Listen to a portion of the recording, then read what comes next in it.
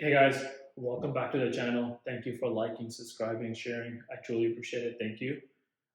Today, what I want to do is I want to swap out the camera I have in this TSX.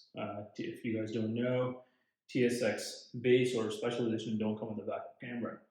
Last summer, I had installed one. If you want to look at the video, click up here and link.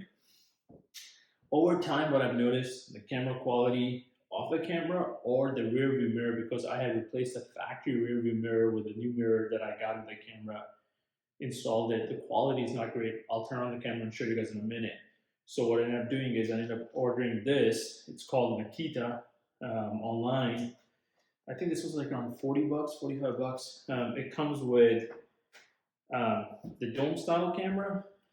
So you guys can see, and then it has the same wiring that pretty much you take from the back of the car, attach it, ground it, and run it forward, and same connectors. And the reason I got this is it should be a simple plug and play. I don't have to rerun the wiring, rerun anything else. I should be able to take this wiring and attach it. So let me bring the camera down first. I'll show you. I know the car's super dirty. That's okay. And now I'll get in the car and show you how it looks. So this is the current camera. The screen, I clear the lens out so you can see, but as you can see, it's attached, it's not shaking, it's tight. And now that gets in the car, and then I'll show you guys how it looks. So if I get in the car, you can see rear view mirror.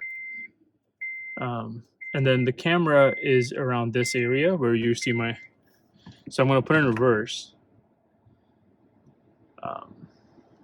I mean, the wall is white, but it's flickering at times, but I think that's also because I don't have it started. So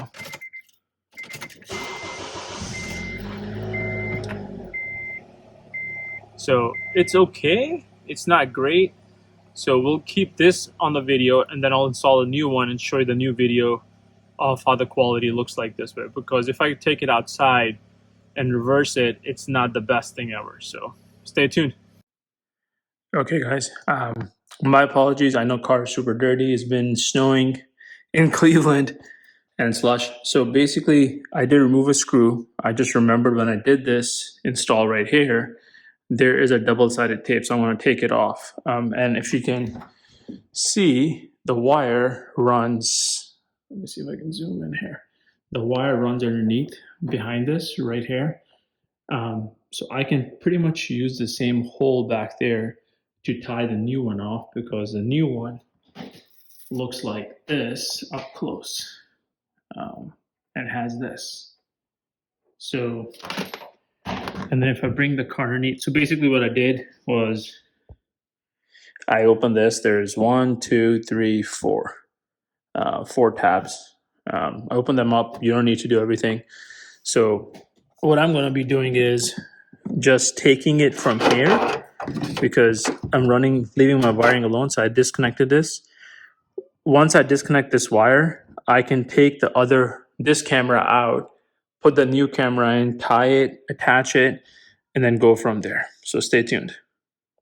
So here's the kit that I got up close. It's called Natika. So I'll link it down below. The original hole I had made in the trim is this big one that you can see in the camera right here. So all I'm going to do is I'm going to fish the new camera wire, which is here, the new camera. Sorry, I have it zoomed in, and it has this. I'm going to fish this through the wire, and then basically use a lug nut on the other side that it came with to tie it to. So, okay guys, so what I did was remove the older one. I put the new one in. I didn't use any of the incline, decline pads it comes with. They're 3%, 5%, 3 degrees, 5 degrees, and 7 degrees. I am removing it because I was test fitting it. So I removed this. If you need to remove this trim, there's a push tab and a push tab right underneath the license plate lights. I took those off because it makes life easier, and I can access versus going from inside in that little area, which is a camera area by default for Acura TSX. All I'm going to do is now is you see the nut bolt, I'm going to tie it down and angle it appropriately from here. So let me put the camera down.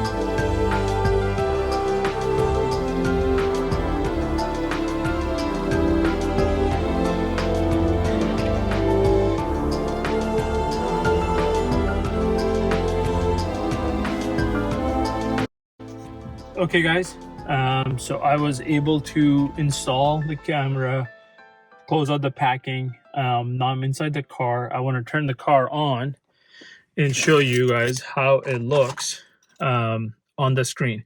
And what I wanted to see is it the camera quality or is it rear view quality, rear view mirror quality? So let's turn it on.